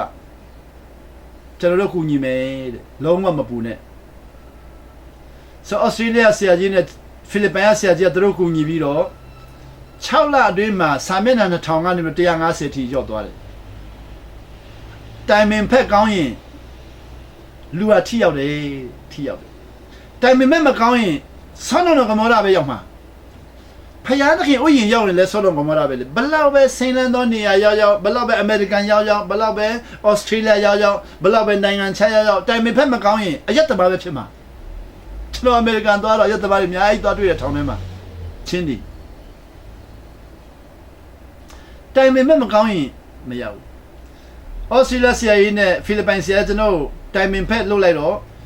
မပူနဲ့ကျွန်တော်ကူညီမယ်တဲ့သူတို့ရှင်းပြလိုက်တော့စာမျက်နှာ1150ရောက်သွားတယ်လွယ်လွယ်လေးနဲ့ရောက်သွားတယ်လွယ်လိုက်တာကျွန်တော်ပြောတယ်လွယ်လိုက်တာလို့ပြောတော့ဘာပြောလဲငါတို့တိုင်ပင်တာကောင်းလို့တဲ့ဆရာကောင်းမြင်တဲ့ရှာပါသဘောပေါက်သွားပြီဖယားသခင်ဟာအံ့ဩပွေတော့တိုင်ပင်ဖက်ကျွန်တော်တို့တနက်ရှိရောက်ရင်လည်းကိုတော့တိုင်ပင်ရတယ်ဘာလို့လဲအဲ့ဒီကြည်စံနေအားလုံးရှိမှကိုတော့တိုင်ပင်ဖို့အလွယ်ဆုံးလောကဆရာကြီးတွေတော့တို့ထွက်ပြေးကုန်ပြီတနက်ရှိရောက်ရင်ထွက်ပြေးတဲ့လူတယောက်မှမရှိတော့မယုံရင်စမ်းကြည့်တနက်ရှိရောက်ရင်အကုန်ထွက်ပြေးတယ်အကုန်ထွက်ပြေးတယ်အံ့ဩပွေတိုင်ပင်ဖက်ကိုတော့တိုင်ပင်ရမယ်ရန်သူရှိရောက်ရင်အကုန်ထွက်ပြေးတယ်ကိုတော့တိုင်ပင်ရမယ်တေဘေးကြုံရင်သူ့ကိုတိုင်ပင်ရမယ်စီးပွားရေးအလုံးပြုတ်ထွက်သွားရင်လည်းသူ့ကိုတိုင်ပင်ရမယ်လီရင်ပေါ်မှာလီရင်ပြတ်ကြတော့မယ်လို့နော်လီရင်မောင်းတဲ့လူကြီးညာနေတဲ့အချိန်မှာလည်းသူ့ကိုတိုင်ပင်ရမယ်ကျွန်တော်ကတော့တိုင်ပင်မှုတွေလေတိုင်ပင်မှုတွေကိုရီးယားနိုင်ငံနဲ့ဖိလစ်ပိုင်နိုင်ငံကိုကျွန်တော်လီရင်ပြန်စီးလာတော့မုန်တိုင်းမိသွားတယ် United Airlines ပေါ့လုံတိုင်းပြီးတော့လီရင်ပြန်မောင်းတဲ့လူကကျွန်တော်လီရင်ပြန်ရတဲ့ကိုရီးယားနဲ့ဖိလစ်ပိုင်ကိုပြန်တန်းတာတောင်ပိုင်းကိုပြန်တန်းတာလီရင်ပြန်မုန်တိုင်းမိလို့တဲ့မြောက်ဘက်ကိုလှည့်သွားပြီးတဲ့လီရင်ပြန်မြောက်ဘက်လှည့်သွားပြီးတဲ့ဆိုတော့ဘယ်သူမှမလှုပ်နဲ့ပြောတော့ကျွန်တော်ဘေးမှာရှိတဲ့လူတွေဘာလုပ်လဲဆေးလေးတောက်ကြတယ်မလှုပ်နဲ့ဆိုမှသူတို့ဆေးလေးတောက်ကြတယ်အဲ့ဒါလီရင်မယ်ရလာပြီးတော့မလှုပ်နဲ့လို့ပြောတယ်ဘာလို့ဆေးလေးတောက်တာလဲလို့သူတို့မေးတော့အဲ့ဒီခရီးတယ်ကပြောလဲlast day တဲ့ငါတို့လီရင်ပြတ်ကြတော့လီရင်မပြတ်ကြခင်မှာနောက်ဆုံးဆေးလေးတောက်ခဲ့မယ်လို့သူကလီရင်မပြတ်ကြခင်မှာမတည်ခင်မှာနောက်ဆုံးဆေးလေးသူတို့တောက်ကြတယ်ကြည်စမ်းအာဒမ်စိတ်ရှိတဲ့လူတွေကနောက်ဆုံးနေ့ကိုသူတို့ဆေးလေးနဲ့ကျိုးဆူတယ်ကျွန်တော်ဇနီးကိုပြောလိုက်တယ်ချစ်ကြည်စမ်းဖယားမသိတဲ့လူအာဒမ်စိတ်ရှိတဲ့လူတွေကနော်သူတို့တည်တော့မှာဟုတ်နော်ဆေးလေးနဲ့ကျိုးဆူနေပြီကျွန်တော်ကအဖေကိုပြောမယ်ကျွန်တော်အဖေကိုပြောလိုက်တယ်ဘယ်လိုတိုင်ပင်တယ်လဲအဖေတားပါတယ်နော်လို့တိုင်ပင်လိုက်တယ်အဖေကဘာမှမခိုင်းဘူးအဖေတားပါတယ်နော်လို့ပြောလိုက်တယ်ကျွန်တော်ဇနီးပြောပြအဖေတားပါကျွန်တော်ဇနီးကပြောလဲဒါပဲလားအေးဒါပဲနော်အဖေတားပါတယ်ဒီလောက်မြင့်တဲ့စကလုံးကမှရှိလို့လေကဘာပေါ်မှာမရှိဘူးအဖေတားပါတယ်နော်ဆိုကဘာပေါ်မှာမရှိဘူးအမြင့်ဆုံးသောမွန်းနဲ့မင်းကအဖေလို့ခေါ်ပြီးတော့အညံ့ဆုံးသောလူသားတယောက်ကတားလို့ပြောပြီးတော့လီရင်ပြန်ကြီးကိုမပြတ်စီအောင်အဖေကအမိန့်ပေးရမယ်9 မိနစ်ကြာလာတော့လီရင်ပြန်ကောင်းသွားပြီမုံတိုင်းမမိတော့ဘူးဆေးလေးတောက်တဲ့လူဘယ်လောက်ရှက်မလဲနောက်ဆုံးဆေးလေးတောက်တဲ့လူတွေနောက်ဆုံးမဟုတ်တော့ဘူးနောက်ဆုံးဆေးလေးတောက်တယ်ဘယ်လောက်ရှက်မလဲဘဝမှာနောက်ဆုံးဆေးလေးတောက်ပြီးမှပြန်တက်ရှင်ခွင့်ရတာဘယ်လောက်ရှက်မလဲကျွန်တော်တို့ခါနီးမှာအဖေလို့ခေါ်တာဘယ်လောက်အောင်ဆရာကောင်းလဲကျွန်တော်တို့မွေးပေးတဲ့ဖေတွေကမှတော့ကျွန်တော်တို့မှမရှိတော့တာဟုတ်ကျွန်တော်တို့မွေးပေးတဲ့ဖေတွေကလာမကဲလို့မှမရတော့တာဟုတ်အမြင့်ဆုံးသောဖျားကအဖေတားပါတယ်လို့ပြောလိုက်ရုံလေးနဲ့လေပြန်ကြီးဟာနော်ပျက်စီးမဲ့နေရာတွေလွတ်လာတယ်အဲ့ဒါကြောင့်ဘာဖြစ်တယ်လဲစိတ်ထဲမှာအဖေကိုယုံကြည်တဲ့စိတ်ကတအားတက်သွားပြီးတော့ညင်ကလေးဆွဲလာနေရလို့တအားတည်သွားတယ်ကျွန်တော်ရောဆွဲလာနေတအားတည်သွားတယ်ကျွန်တော်ရဲ့မိဘပိုင်ဆိုင်ပစ္စည်းတွေတအားတည်သွားတယ်ဘာမှမဟုတ်တော့ဒါလေးတွေဟာနော်ရွာမှာတော့မှပြဿနာပေါ်ရင်အကုန်လုံးပျက်စီးမဲ့ဟာတွေဆိုရင်နေငိမ့်ချမ်းရဲ့အရှင်တဲ့ငိမ့်သက်ခြင်းအရှင်ခရစ်မတ်နေ့တရက်တည်းမှာပဲငိမ့်သက်ခြင်းပေးမှာလားလို့မေးတော့မဟုတ်ဘူးတဲ့ထာဝရပေးမယ်ထာဝရဆိုတာတည်ပြီးနောက်မှာပေးမှာလားလို့မဟုတ်ဘူးတဲ့မနေ့ရောနေ့လေရောညနေရောညတကောင်ကျော်ရော24နာရီပေးမယ် ဆိုတော့သူ့နာမည်ကတဲ့ငြိမ်းချမ်းရေးအရှင်သို့မဟုတ်ငြိမ်သက်ခြင်းအရှင်တဲ့ယနေ့ကျွန်တော်တို့ကတော့မြန်မာလိုကတော့ငြိမ်သက်ခြင်းလည်းသုံးတယ်ငြိမ်းချမ်းရေးလည်းသုံးတယ်အဲ့လိုကြတော့ peace ပေါ့ Prince of Peace ပေါ့ကျွန်တော်ကတော့နှစ်ခုစလုံးယုံကြည်လက်ခံတယ်အထက်မှာလည်းငြိမ်သက်တယ်အပြင်မှာလည်းငြိမ်ချမ်းတယ်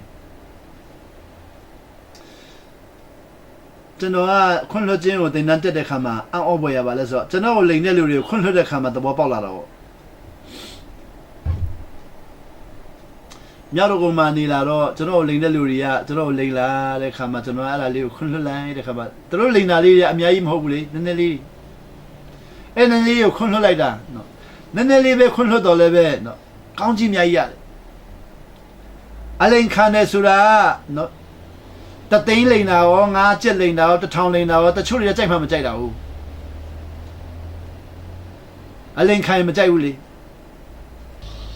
အဲ့လေးတွေကိုတစ်ချက်လေးကိုနှစ်ချက်လေးကိုသုံးချက်လေးကို100လေးကို200လေးကို1000လေးကိုခွန်းလွှတ်ရင်နဲ့သဘောပေါက်လာတယ်ဘယ်လိုသဘောပေါက်လာလဲဩဒီလောက်လွယ်တာကိုမသိခဲ့ဘူးသူတို့လိန်လို့ကျွန်တော်ရှုံးလို့ဘယ်တော့မှလည်းမစင်ရသွားဘူးအခုသဘောပေါက်လာတာသူတို့ရမယ်ကောင်းကြီးတွေအလုံးကျွန်တော်စီလှည့်လာတာတွေ့တယ်ကျွန်တော်အခုလိန်တဲ့လူတွေနှိမ့်ဆက်တဲ့လူတွေညှဉ်းပန်းတဲ့လူတွေသူတို့ရမယ်ကောင်းကြီးတွေအလုံးဟာကျွန်တော်စီကိုအဆုလိုက်ပြုံလိုက်ရောက်လာတာတွေ့ရတယ်အဆုလိုက်ပြုံလိုက်ရောက်လာတဲ့ခါမှာကျွန်တော်ကဘယ်လိုပြန်လုပ်ရမလဲပြုတ်တော့မပြုတ်စုနိုင်ဘူးထိန်းတော့မထိန်းသိမ်းနိုင်ဘူး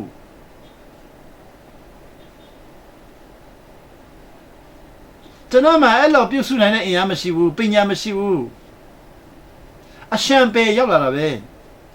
ဆိုဒီလောက်များပြတဲ့ကောင်းကြီးတွေကိုရနိုင်မဲ့အခွင့်အရေးဟာခွင့်လွှတ်ခြင်းနဲ့စခဲ့တဲ့နေရာလေးနဲ့ရတာဘာမဟုတ်တဲ့ဟာတော့ခွင့်လွှတ်ပြီးတော့ဒီလောက်ကောင်းကြီးရလာတယ်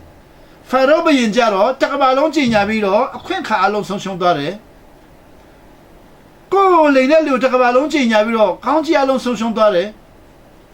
ကိုယ်လိန်တဲ့လူလေးကိုတစ်ချက်လေးကိုမကြီးညာပဲနဲ့ခွင့်လွှတ်ရင်နဲ့ခုကောင်းကြီးတဲ့ရှံပေရလာတယ်အံ့ဩပွေရာအဲ့ဒါကြောင့်အခွင့်အခါဆိုတာနော်မြင်တက်လေလူတက်ကတော့တန်မိုးကြီးလိုက်တာ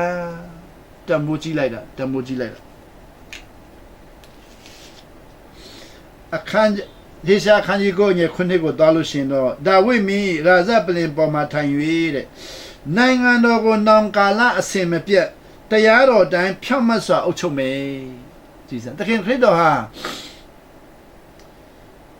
ဒါဝိပလင်ပေါ်မှာထိုင်ပြီးတော့နောင်ကာလမှာအစင်မပြတ်တရားတော်တိုင်းအုပ်ချုပ်မယ်ဆိုကိုတော်ကားတိုင်းမှာအသေးခမင်းရှင်ပြန်ထမြောက်တဲ့နေရာဆက်ပြီးတော့နိုင်ငံတော်ဆက်ဒီနေ့အထိ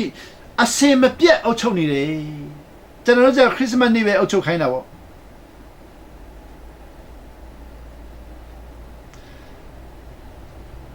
ကျွန်တော်ရဲ့တော့ဆိုရင်တော့ကျန်းတို့စိတ်ထဲနိုင်ခြင်းဝလို့ဆိုတော့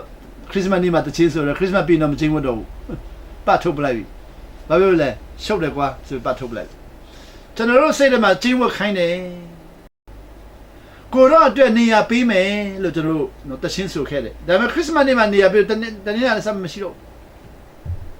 ကျွန်တော်လည်းဆိုမရှိတော့ဒီချမ်းပိုက်တွေကခရစ်စမတ်နေ့မှာတွားပို့လိုက်ပြီးတော့တနေ့လုံးဖယ်လိုက်တာဟာဘသူပညာလဲကျွန်တော်တို့တိုက်တဲ့မြတ်ခလုတ်အားလုံးဟာမနာခံခြင်းကြောင့်တိုက်တာဆိုတာသိလာလို့ရှိရင်အဲ့ဒီခလုတ်ထဲမှာခွန့်လွတ်ရမယ့်လူကိုတိုက်မိတဲ့ခါမှာမခွန့်လွတ်ပဲနဲ့အရေးယူလိုက်တာကျွန်တော်တို့အခုနေကုန်းချုပ်ဘက်ကိုသွားလာမယ်နေကုန်းချုပ်ဘက်မှာကျွန်တော်အခုပြောကြည့်မယ်နော်ကျွန်တော်ဘဝကိုပြန်သုံးသပ်ကြည့်မယ်အားလုံးလည်းတူချင်မှတူမှာပေါ့ဒါမဲ့နော်သုံးသပ်ခွင့်တော့ရကြမှာပေါ့ကျွန်တော်အသက်ငယ်ခဲတုန်းကကျောင်းသားဘဝဒီမှာတော့စိတ်ချမ်းသာမှုတအားနေခဲ့တယ်စိတ်မချမ်းသာဘူးလုံးဝစိတ်မချမ်းသာဘူးဘာကြောင့်စိတ်မချမ်းသာတယ်လဲလို့မေးခွန်းမေးလိုက်ရင်တော့ကျွန်တော်ဖြေတတ်မှာမဟုတ်ဘူးဘာလို့ဆိုတော့တအားများလုံးတယ်ကျွန်တော်မကြည်တဲ့လူတအားများလုံးတယ်ကျွန်တော်မကြည်တဲ့လူတအားများလုံးတဲ့ထဲမှာဘယ်လောက်ထိကျွန်တော်မကြည်တဲ့လူများတယ်ဆိုတော့ကျွန်တော်ကိုငါးကျွေးတဲ့ခါမှာငါးအယူနဲ့ကျွေးပြီးတော့ကျွန်တော်ရှာတွေကိုကျွန်တော်သွားတွေကိုငါးယူကစူးမိအဲ့ဒီငါးကျွေးတွေလည်းစိတ်နာတယ် ဆိုတော့ကျွန်တော်ရဲ့အိမ်မှာငါးကျွေးတဲ့ခါမှာငါးအယိုးကြီးနော်အကောင်မထုတ်ဘဲနဲ့ကျွေးတဲ့လူတွေကကျွန်တော်ငါးစားခိုင်းတော့ငါးအယိုးကဆူတော့သူတို့မှစိတ်နာအဲ့ဒါမပြောက်ဘူးနော်ကျွန်တော်ဝတ်သားကျွေးတဲ့လူတွေပေါ်မှာစိတ်နာတယ်ဝတ်သားကျွေးရင်ကျွန်တော်အဲ့လူကိုတအားစိတ်နာတယ်ဝတ်သားကျွေးတဲ့လူပေါ်မှာစိတ်နာတယ်ငါးအယိုးကျွေးတဲ့လူပေါ်မှာစိတ်နာတယ်ဟင်းကြိုပူကျွေးတဲ့လူပေါ်မှာလည်းစိတ်နာတယ်အဲ့ဒီကစပြီးတော့စိတ်နာခြင်းတွေကတအားစပြီးအဖေပေါ်မှာစိတ်နာတာတော့များတာတော့ဘာမှမရှိဘူးအဖေပေါ်မှာတအားစိတ်နာတယ်ဘာဖြစ်လဲအဖေကကျွန်တော်ကပြောလဲကြီးလာတဲ့ခါမှာအရာရှိမဖြစ်ရင်ငါမကြိုက်ဘူးတဲ့ဆိုတော့ကျွန်တော်ကအရာရှိကိုလည်းနားမလဲဘူးလေဆိုတော့ဘယ်လိုလုပ်ပြီးအရာရှိဖြစ်ဆိုတော့လည်းမသိဘူးဆိုတော့အရာရှိမဖြစ်ရင်မင်းကငါတတ်မယ်ဆိုတော့အဖေပေါ်မှာလည်းစိတ်နာတယ်ကျောင်းတက်တဲ့ခါမှာကျောင်းမှာကျွန်တော်နော်အနိုင်ကျင့်တဲ့လူတွေအားလုံးပေါ်မှာစိတ်နာတယ်လက်စားချေမယ်ဆိုပြီးစဉ်းစားထားတယ်ဆိုတော့လက်စားချေမဲ့လူတွေတအားများလုံးတဲ့ခါမှာစိတ်ထဲမှာနာကျင်မှုတွေတအားများပြီးတော့ခွန့်လွတ်ချင်းဆိုလုံးဝနားမလဲတော့ဘူးနာကျင်မှုကိုပဲထမ်းနေရတယ်အဲ့ဒီလိုနဲ့အသက်30နှစ်ထိချီတက်လာတာကျွန်တော်အသက်30နှစ်ထိခွန့်လွတ်တဲ့လူတရားမှမရှိဘူးအပြင်ပန်းတရာနဲ့ခွန့်လွတ်ရင်တော့စိတ်ထဲမှာခွန့်မလွတ်ဘူးအသက်30နှစ်ထိတက်ရှင်လာတက်ကတူမှာကျောင်းသားကောင်းဆောင်ဖြစ်လာတော့ပူဆိုးတယ်ခွန့်လွှတ်ရမယ့်လူတအားများလာပြီးမလွှတ်တဲ့လူတွေကြီးပဲလက်စားချီမဲ့လူတအားများသွားပြီဘန်ကောက်ပြေးတော့လဲပူတော့မှခွန့်လွှတ်မှလည်းများတယ်နော်ဘန်ကောက်လူတွေကကျွန်တော်ဗမာလူမျိုးပြောကျွန်တော်ပူဆိုးတယ်နော်ဖမဆိုရင်တို့တတ်ချင်တဲ့စိတ်ရှိတယ်မီဇိုရမ်တော်ပြီးအိုင်ဇောမှာဘူမဟောဆိုရင်တို့လည်းပြန်တတ်ချင်တယ်ဆိုရောက်တဲ့နေရာတိုင်းရန်ကုန်မှာလည်းကိုချင်းဆိုရင်မကြိုက်ဘူးနာမည်ရှိတယ်နာမည်နဲ့ခေါ်ပါလို့ပြောတယ်သူကခမည်းနာမည်ကအတမထွက်တဲ့လူကိုချင်းလို့ခေါ်တာကျွန်တော်နာမည်ကဗန်ရောအုပ်ဆိုတော့ဗမာတွေကနီးကိုတွေကမခေါ်တတ်ဘူးဘိုင်ယန်အုပ်တဲ့အဲ့ဘိုင်ယန်အုပ်တို့မခေါ်တတ်တော့ကိုချင်းလို့ခေါ်တာလုံးဝမကြိုက်ဘူးကိုချင်းဆိုလုံးဝမကြိုက်ဘူးခွင့်မလွှတ်နိုင်ဘူးဒီလူတွေအားလုံးလက်စားချေဖို့စဉ်းစားထားတယ်ဆိုတော့ကျွန်တော်စိတ်တအားလုံးမှာဝိတ်အလေးချိန်ပေါင်းများဆိုပြီးတဲ့နှလုံးသားပိုင်ဆိုင်ပြီးတော့အပြင်ပန်းတရမှာတော့ပျော်ရွှင်သောလူနေတယ်ဟန်ဆောင်ပြီးတော့တက်ရှင်တယ်တနေ့နဲ့ချင်းရာထူးကြီးရလာရင်တော့အဲ့ဒီလူတွေအားလုံးလက်စားချေမှာဒါမဲ့1990အသက်30နှစ်ပြည့်တဲ့ချိန်မှာဖိလစ်ပိုင်မှာဖယားသခင်ကျေးဇူးတော်ကြောင့်ကိုရီးယားမိတ်ဆွေတွေနဲ့တွေ့ပြီးတော့ရက်40စာရှောင်ဆူတောင်းခွင့်ရတဲ့ခါမှာအဲ့ဒီမှာပဲကျွန်တော်ခွင့်လွှတ်တဲ့တခင်သဘောပေါက်သွားတယ်ဟိုတော့ကကျွန်တော်ဘောနဂန်ဖြစ်တာကောင်းကင်ရောက်တဲ့လက်မှတ်ပဲရတာခွင့်လွှတ်ခြင်းကိုသဘောမပေါက်ခဲ့ဘူးကောင်းကင်ရောက်တဲ့လက်မှတ်ပဲရခဲ့တာတေရင်ကောင်းကင်ရောက်မယ်ကယ်ရင်ချင်းမပြောက်ဘူးတေခိုင်ထားတယ်အခုတော့ရက်40ရှောင်တဲ့ချိန်မှာကိုရောကျွန်တော်ခွင့်လွှတ်မယ်ဘယ်လိုခွင့်လွှတ်မလဲလို့မင်းတော့နောင်တရပြီးတော့နော်အပြစ်ဝင်ချပါကျွန်တော်ကဘာအပြစ်ဝင်ချမှလည်းမသိဘူးဘယ်လိုနောင်တရမှလည်းမသိတော့ကိုတော့ပြောပြကိုတော့ကျွန်တော်ဘာအပြစ်လုပ်မှလည်းမသိဘူးဘာအပြစ်ဝင်ချမှလည်းမသိဘူးဆိုကိုရောကျွန်တော်ပြောပြတယ်ညအိတ်တဲ့ချိန်မှာအိမ်မက်တဲ့မှာကျွန်တော်ပြောပြတယ်ကျွန်တော်ပြောပြတော့ကျွန်တော်အိမ်မက်ထဲမှာတွေ့ပြန်နိုးလာတဲ့ခါကျတော့ကိုတော့အဲ့ဒါဘာလဲလို့ပြီးတော့မင်းအပြစ်အဲ့လောက်များတယ်မင်းထာဝရဖြည့်ရှင်းရင်လည်းဘယ်တော့မှကြည်မှာမဟုတ်ဘူးတဲ့ဆိုတော့ကျွန်တော်ကဘုရားသာကျမ်းမှာနေတဲ့လူဘုရားမြတ်စွာဘုရားလေးအသိဉာဏ်နဲ့ကပါတဲ့သိကျွေးဆက်ခဲ့တာကိုကျွန်တော်ကသိတာဟုတ်နောင်တရပြီးတော့ကိုတော့ပြောခွင့်လွှတ်ပြီးပြီလူတွေအားလုံးခွင့်လွှတ်ပါတယ်ကျွန်တော်လည်းအဲ့ဒီနေရာဆက်လူတွေဆက်ခွင့်လွှတ်တာမလွယ်ဘူးဒါပေမဲ့ကျွန်တော်ရည်ချင်းနဲ့ခွင့်လွှတ်ဖို့ကြိုးစားကြည့်တော့မလွယ်ဘူးတန်ရှင်းသောဝိညာဉ်တော်တကူနဲ့ခွင့်လွှတ်ရမယ်ဆိုတာတိပဲတိတာလက်တွေ့မသုံးဘူးတန်ရှင်းသောဝိညာဉ်တော်တကူနဲ့ခွင့်လွှတ်ဆိုတာတိပဲတိတာလက်တွေ့မသုံးဘူးကျွန်တော်အရည်ချင်းနဲ့ခွင့်လွှတ်ကြည့်တော့မလွယ်ဘူး30နှစ်ကနေ44နှစ်ထိအသက်44နှစ်ထိ7နှစ်ဝိညာဉ်တော်တကူသုံးတာနဲပြီးတော့မိမိရည်ချင်းသုံးတာတအားများတဲ့ခါမှာမလွယ်ဘူး44နှစ်ပြည့်တဲ့ခါကျမှမိမိအရေးချင်းအလုံးပြုတ်ထွက်သွားပြီမခံနိုင်တော့ဘူးကျွန်တော်အရေးချင်းနဲ့ခွင့်လွှတ်သမျှအလုံးတော့ရှုံးခံလိုက်ပြီပြုတ်ထွက်သွားပြီအဲ့ဒီမှာအဖေကိုခွင့်လွှတ်ခွင့်ရတယ်အသက်44နှစ်ပြည့်မှအဖေကိုစခွင့်လွှတ်တာအဖေကိုစခွင့်လွှတ်ပြီးတလကြမှာကောင်းကြီးစရတယ်ဗါလေတွေ့သမျှလူတွေအလုံးခွင့်လွှတ်ခြင်းစိတ်ပေါ်လာတယ် ဟိုတော့ကအဖေကိုခွင့်မလွှတ်ခင်တော့ကတော့အဖေနဲ့တူတဲ့လူတွေအားလုံးခွင့်မလွှတ်ချင်ဘူးအဖေနဲ့တူတဲ့လူတွေကျွန်တော်တွေ့သမျှလူတွေအဖေနဲ့တူတဲ့လူတွေအားလုံးလုံးဝခွင့်မလွှတ်ချင်ဘူးအခုတော့အဖေကိုခွင့်လွှတ်ပြီးနောက်မှာတော့တွေ့သမျှလူတွေခွင့်လွှတ်ချင်စိတ်ပေါ်လာပြီကောင်းကြီးဆက်ရလာပြီအခုတော့သဘောပေါက်လာပြီကျွန်တော်ရဲ့စိတ်ထဲမှာဝန်လေးရဲ့ပင်ပန်းသောနေရာကြီးအကုန်လုံးကိုတော်ကခွင့်လွှတ်လိုက်ပြီကိုတော်ကကျွန်တော်ကိုအနားယူခွင့်ပေးလိုက်ပြီအဲ့လေတော့ကြတော့ဝန်လေးရဲ့ပင်ပန်းသောသူပေါင်းငါထန်တို့လာတော့ငါရီတင်တို့ကိုနော် I will give you rest ပင်ပန်းခြင်းအားလုံးကနေပြီးတော့အနားယူခွင့်ပေးမယ်မြန်မာလိုကြတော့ချမ်းသာပေးမယ်လို့ပြောတာဟုတ်သူကချမ်းသာမဟုတ် rest ပင်ပန်းတဲ့နေရာတွေအားလုံးကနားယူခွင့်ပေးမယ်တဲ့ခွင့်မလွှတ်တဲ့နေရာတွေအားလုံးကနားယူခွင့်ပေးမယ်ဆို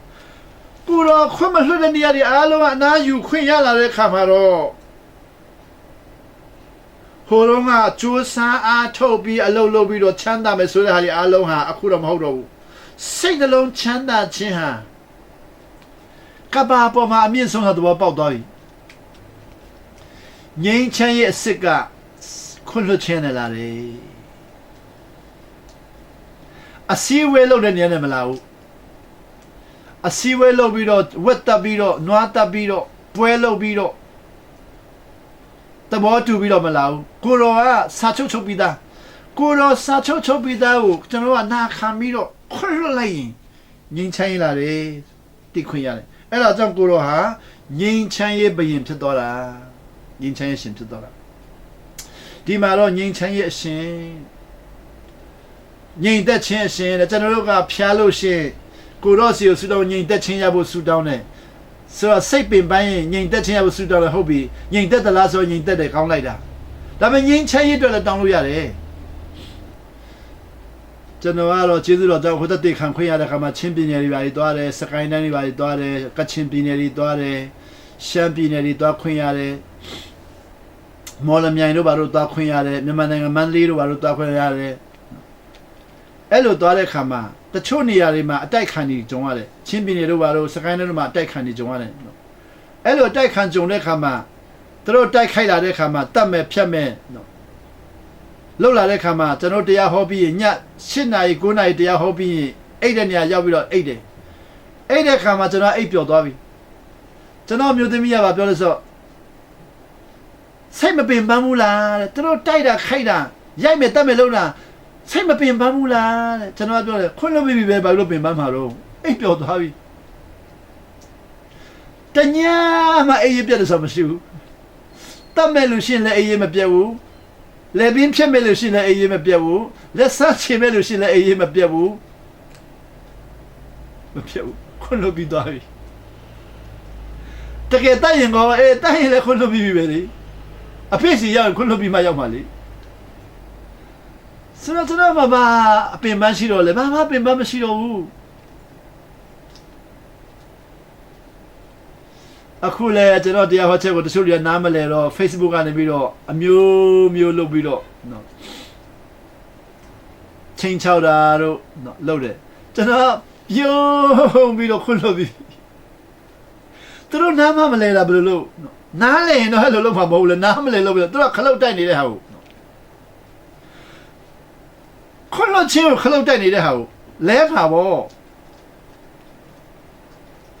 လဲမှာပေါ့စခွန်းလို့ပြီးပြီလေညအိမ်လေ